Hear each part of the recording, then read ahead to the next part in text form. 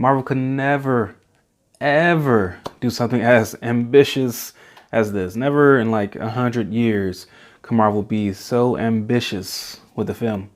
Let me explain.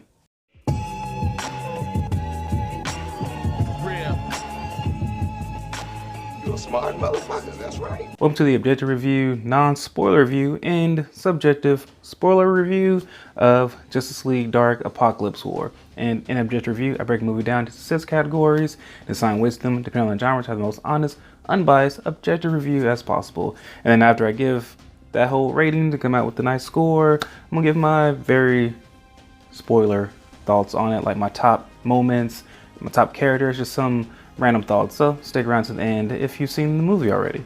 Let's start with the first category of story. In the story is the dark side forces of Apokolips versus the forces of Earth, and that's like every single force of Earth, whether it's the Justice League Dark, the Teen Titans, some villains.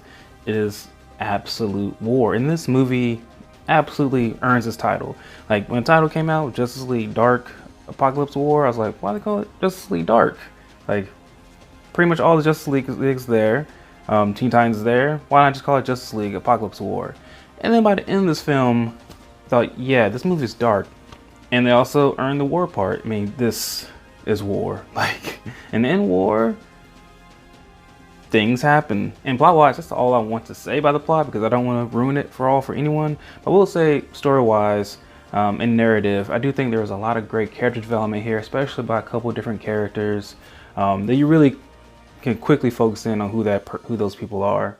But I think it's a great conclusion to not only those characters' arcs, but also it's a great conclusion to the cinematic universe, which I have to admit, I feel like I took for granted this cinematic universe. Like, I don't hate any of the movies except for Suicide Squad, Time to Kill. Is that what it's called? Time to Kill? Hell to Pay, not Time to Kill. That's Samuel Jackson, Sandra Bullock. Sandra Bullock? Yeah. But I don't think I've just fully given this universe enough credit. I mean, every single movie I've seen, I've either liked it or loved it. But for some reason, it just wasn't, I don't know, hitting that high mark for me, I guess. Probably because I'm comparing it to Justice League, the animated series, and Justice League Unlimited, which those are just perfect adaptations of the comics.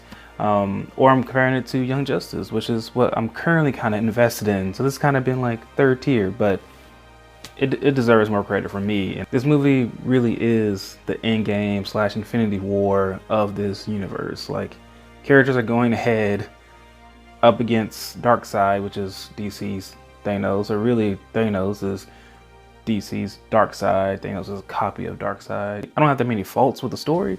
I mean, you could say that, well, it's just really kind of alien invasion type of deal. And you could say Darkseid isn't that nuanced of a villain, but you know what? I like villains for the sake of being villains. They don't always have to have a savvy backstory to them. And also there's a human element to the story. It's all about survival. It's all about the human will to keep fighting, to never give up. All right, so story gets an 8.5 out of 10. That's on to emotion. Gotta admit, I got pretty emotional watching this movie. I mean, there's some really great scenes at the end of this film that I think really bring a lot of characters full circle. And there's a spectrum of emotions, I think, in this film. This movie does have a lot of shock value, but that really engages you as an audience member, and you don't really take for granted any of their lives. You really get into these characters' heads of like, hey, things are happening and we gotta deal with this, right? Like, these things are affecting us physically and they're affecting us mentally, which that in turn really makes you care about the characters even more. So emotion gets a 9 out of 10. Next is on to action. The action was just good. I really have no complaints. I just can't really think of that many like just huge, oh, I'm gonna watch that action scene again, which is interesting because there's action pretty much all the way through this film. But there just wasn't really, I guess, highlighted moments for me like there have been in other animated movies.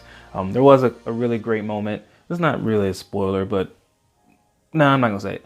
But a really great moment of Darkseid finding someone, fighting a couple of people, and I love that moment. But really, I think the the lack of the action standing out for me is maybe more so a testament to the great storytelling and the great emotion that it has, because it didn't bother me, or those characters' arcs carried the story through. So action gets an 8 out of 10. That's on to comedy. There are a few comedic moments in here. I think I laughed out loud a couple different times, but this is very important. They don't come at the expense of the story. It comes from characters who you think the comedy should come from. It comes at moments where the comedy should happen. I mean, things get really dark in the story. No one sane is laughing at it or laughing at each other. So comedy gets a 7 out of 10. Next is on to acting. The voiceover in this film is solid. I have not that many complaints at all, but I do have 3 huge standouts. Raven, voiced by Teresa Farmiga, I guess. I think she did a really excellent job here. You can just tell, you know, kind of the weight and the emotional baggage that she is carrying. Matt Ryan as John Constantine, just pitch perfect. Just great. Love that guy as Constantine. He's so good. And Stuart Allen as Robin / Damian Wayne. These 3 characters are really carrying, I think, a lot of the story with them, and these 3 voice actors really picked it up. I wasn't a huge fan of Darkseid's voice actor. He did fine, he did good, just different. I think it's just hard not to hear kind of that more grizzled, deeper voice from like the Justice League cartoon. But hey, this performance is way better than Darkseid and Justice League War, who was just like, "Rah!" And that was, I don't love that movie. But I do think I like that movie more after seeing this movie, or at least I have a greater appreciation for it. So voice acting gets a 7.5 out of 10. This is on to directing. The pacing in this film, I think, is done really well. Again, there's action scenes, pretty much just carries you all throughout this film, and there are emotional stakes that are carried all throughout this film, which makes the film feel really well paced. It's an hour and a half, which is the perfect time for a movie like this. Yeah, really great pacing here. The music is absolutely beautiful. The finale of this, and the music and the art direction is really heartwarming, and it's daunting. They do a really good job of just hitting you with a lot of different emotions. Again, the animation was great. There was a couple minor scenes with the CGI, especially with parademons, just didn't look all that right. Just contrasted a lot with more of that 2D animation. It's weird that they haven't like mastered this yet. Like 3D animation with 2D animation just rarely ever works perfectly. But directing gets an 8 out of 10. That brings the weighted average score to an 8.3 out of 10. That's a great score.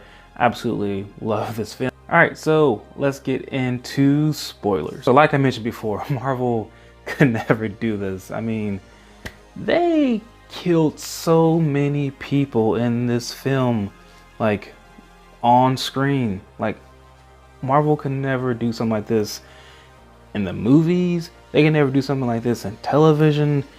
They can never do something like this in the comic books. It'll have to be like an alternate universe of the comics. And that's just a walk in the park for DC. DC does this like all the time. In fact, this movie reminded me a lot of DC East by Tom King or Tom Taylor, where it's like that. All these people are freaking dying, and also involves Darkseid. It gives me that same feeling of just like the world is at war. The world is falling apart. But I think it hits harder even here because this is a very established universe that we've been in for, has it been maybe like 5 years now. It's one thing to just like snap away people and they go off in little dust in the wind, but here's like, no, these people are being ripped apart. You don't feel like these people are coming back. You know, at the end of an Infinity War, none of those hit me hard at all because I'm just like, yeah, whatever, they'll come back. They got money to make. But here, they can take those risks that Marvel could never take. Yeah, and Darkseid ain't Thanos. He ain't effing around. Like, the reason why I said before that I might appreciate Justice League War more is because that kind of put into Darkseid's mind, his defeat in Justice League War put in his mind like, I'm not letting these effing Earthlings mess with me again. I'm going to wipe them out. I'm going to humiliate them. And yeah, Darkseid is simple as that. Now you could say that, all right, well, hey, you say those things have stakes, but at the end of this movie, Barry runs back. I'm not sure that he's successful in that. I mean, They see all these people die. They're stuck like, hey, the world's gonna explode, or the world's just off its axis. Like, billions of people will die. I can't do anything about it. And they all just have this look of like, yeah, we beat Darkseid, but we did not win the freaking day at all. And Barry runs back, but you're left with the feeling of maybe it didn't work. And even if it does work, maybe it's even worse. So to me, those stakes are still meaningful. I kind of hope the animated universes go one of two routes.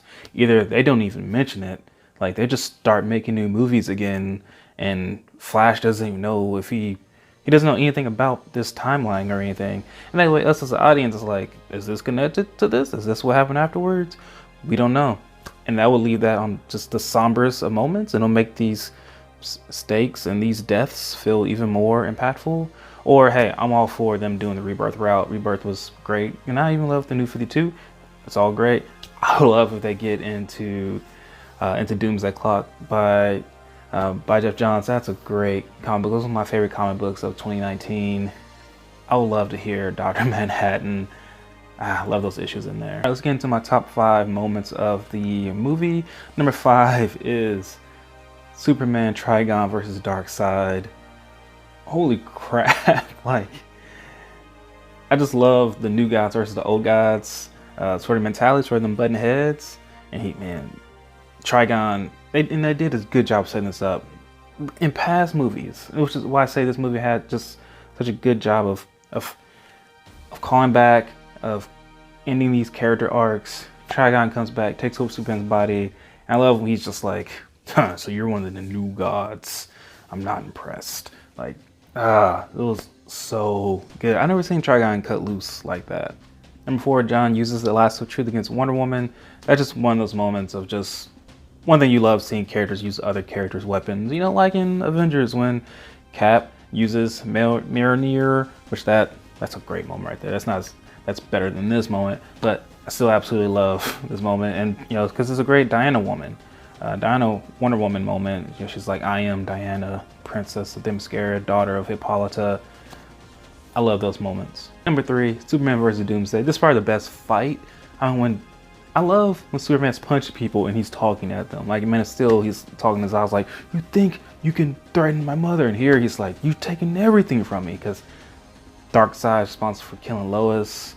And I love before that moment, you know, Superman's taken over by Trigon, that seeing Lois die lets him take back over. And gosh, just when he takes Darkseid's head and he's just hitting him against the freaking ground, whew, goosebumps. Number 2 is the return of John and Damon at the same time. Love when John, he goes to heaven. He's like, oh, how did I get here? Like, you must have, he talks to Zatanna. He's like, you must have pulled, you know, a rabbit out of your hat or whatever he said. I don't think it was that clever. That kind of would have been funny, but you know, to get me here. And she tells him like, no, you got more work to do, John. And then Raven finally, I feel like, lets all her emotions in. And you know, she tells Damon that she loves him, and she uses her healing powers to bring him back. And I love when Batman just hugs him. I love when Batman is taken out of that context of being that vengeful, dark character, and love those moments where you see that he really does care. Which leads me to moment number 1, Batman holding Damon's body in his hands. Like, geez, Batman, he doesn't catch many breaks and watching his son die in front of him. Right before that moment, Batman finally gets over Darkseid's mind control, and he hits Darkseid in the eye with the sword, and then Darkseid does the Omega Beam, and Damon steps in the way, and you know, Damon come full circle here, tells him like, Father, you know, you brought me into your life, like, you taught me, remember, Father, that justice is better than vengeance. And then Batman cries a single tear. Like, that's the moment I teared up at. My top 3 characters is Damian, Raven, and John Constantine, in that order. All right, that's my review of Justice League Dark Apokolips War. Let me know what you thought about it. What is kind of your ratings? What are your favorite moments? Just any of your thoughts about the film. And sincerely, thank you for watching. I'm out.